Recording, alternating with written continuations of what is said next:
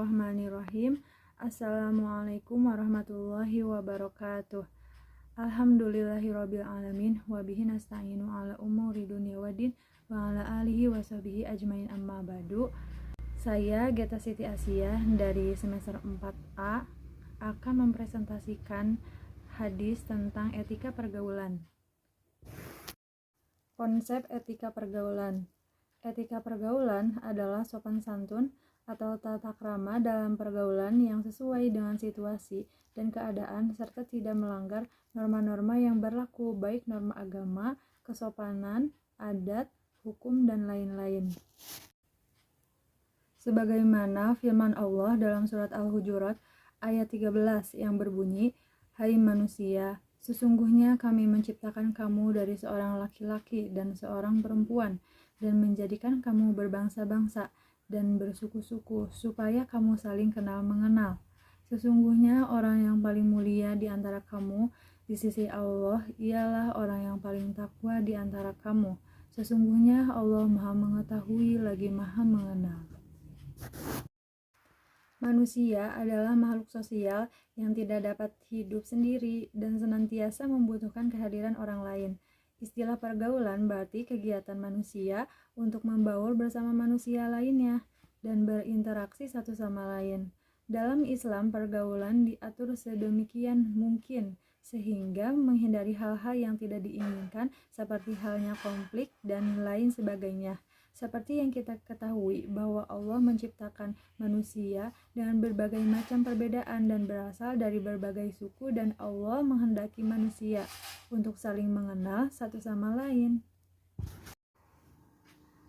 Kata etika itu sendiri juga cenderung identik dengan kata dalam bahasa Latin mos, yang artinya adat atau tata cara kehidupan. Dengan kata lain, etika Islami adalah sistem atau tata cara yang mengatur tingkah laku seseorang, terutama dalam masyarakat. Etika Islam adalah etika yang dilandasi oleh hukum Islam dan mutlak mengikat semua umat muslim, terutama dalam pergaulan. Pokok dasar etika Islam tercantum dalam Al-Quran seperti firman Allah dalam Al-Quran surat Al-Qalam ayat 4 dan Al-Imran ayat 104 yang berbunyinya, dalam surat Al-Qalam ayat 4, "Sesungguhnya engkau Muhammad berada di atas budi yang agung." Kemudian Quran surat Al-Imran ayat 104, "Hendaklah ada di antara kamu segolongan yang menyeru kepada kebaikan al-khair, menyerukan kepada ma'ruf yang baik, dan melarang dari perbuatan munkar, dan itulah orang-orang yang bahagia." Hadis tentang etika pergaulan. Hadis yang pertama yaitu An Abi Dzarrin qala lin Nabiyyu sallallahu alaihi wasallam, "La tahqirunna minal ma'rufi syai'an walau an talqa akhaka biwajhi talqin." Rawahu Muslim. Artinya, dari Abu Dzar, dia berkata, Nabi sallallahu alaihi wasallam berkata kepadaku, "Janganlah kamu menganggap remeh sedikitpun terhadap kalian, walaupun kamu hanya bermanis muka kepada saudaramu sesama muslim ketika bertemu." Hadis riwayat Muslim. Hadis kedua, An Jarir bin Abdillahi qala bayatu Rasulullah sallallahu alaihi wasallam ala iqamis sholati wa ita'iz zakati wa nushi likulli muslim. Rawahu Muslim. Artinya, dari Jarir bin Abdullah berkata, "Aku telah membaiat Rasulullah untuk menegakkan sholat, menunaikan zakat, dan menasihati kepada setiap muslim." Hadis riwayat Bukhari. Penjelasan hadis ini yaitu nasihat adalah cinta. Saling menasihati itu tanda cinta, karena nasihat berarti menginginkan kebaikan pada orang lain. Kita ingin saudara kita itu jadi baik ketika dinasihati, bukan ingin mereka direndahkan atau disalahkan. Inilah dasar nasihat. Lihat saja di awal bahasan bab kajian buku, Imam Nawawi menyampaikan ayat bahwa setiap muslim itu bersaudara, dan di akhir bab beliau menyampaikan hadis yang menunjukkan bahwa di antara bentuk cinta adalah menginginkan kebaikan pada orang lain, sebagaimana kita ingin orang lain seperti kita. Ini menunjukkan bahwa saling menasehati itu didasarkan karena kita adalah bersaudara, sehingga kita ingin agar saudara kita pun menjadi baik, dan juga menunjukkan bahwa bentuk kasih sayang dan terhadap sesama muslim adalah dengan saling menasehati. Hadis ketiga, An Abi Hurairah qala Rasulullahi man nafasa an mu'minin kurbatan min kurabi dunya nafasallahu anhu kurbatan min kurabi yaumil qiyamati wa man yasara ala mu'siri yasarallahu alaihi fid dunya wal akhirah, rawahu Muslim. Artinya, dari Abu Hurairah dia berkata, Rasulullah SAW bersabda, barang siapa yang membantu seorang muslim dalam suatu kesusahan di dunia, maka Allah akan menolongnya dalam kesusahan pada hari kiamat. Dan barang siapa meringankan beban seorang muslim yang sedang kesulitan, maka Allah akan meringankan bebannya di dunia dan di akhirat. Hadis riwayat Muslim.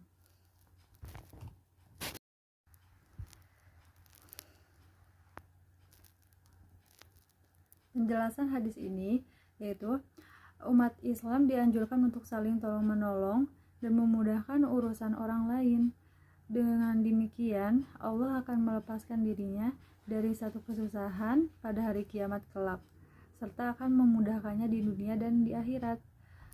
Menolong dan memudahkan urusan orang lain juga memiliki beberapa keutamaan. Di antaranya mengacu pada kisah Rasulullah yang tertuang dalam hadis yang diriwayatkan Imam Tabrani berikut.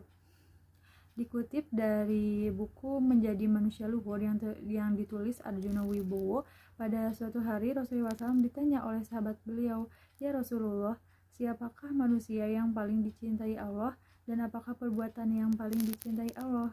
Rasulullah SAW menjawab, "Manusia yang paling dicintai oleh Allah adalah manusia yang paling banyak bermanfaat dan berguna bagi manusia yang lain.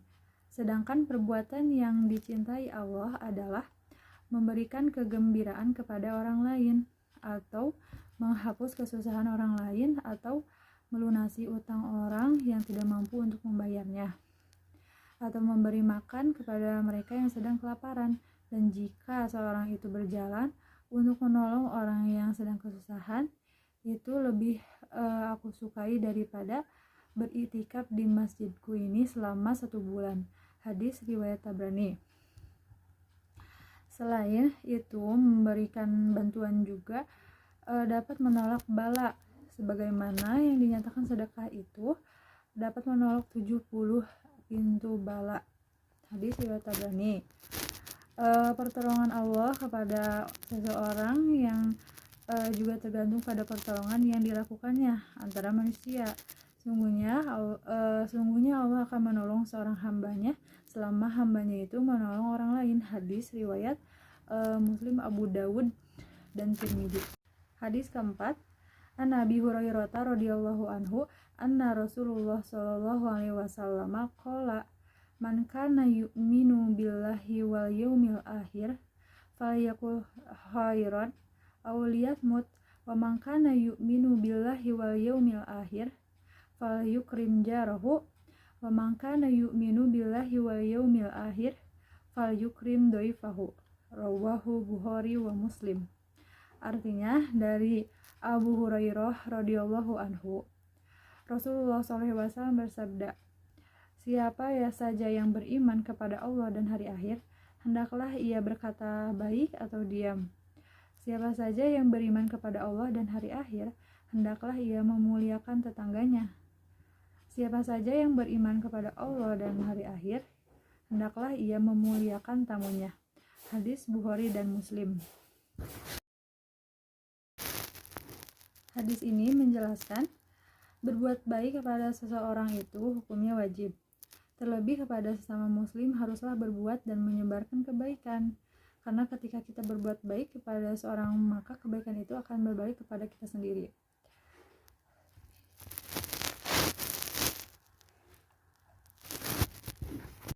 Kesimpulan, etika pergaulan adalah sopan santun atau tata krama dalam pergaulan yang sesuai dengan situasi dan keadaan, serta tidak melanggar norma-norma yang berlaku, baik norma agama, kesopanan, adat, hukum, dan lain-lain. Adapun etika pergaulan yaitu senyum terhadap sesama muslim ketika bertemu, saling menasehati kepada kebaikan, meringankan atau menolong beban orang lain, berkata baik atau sopan, dan lain-lainnya.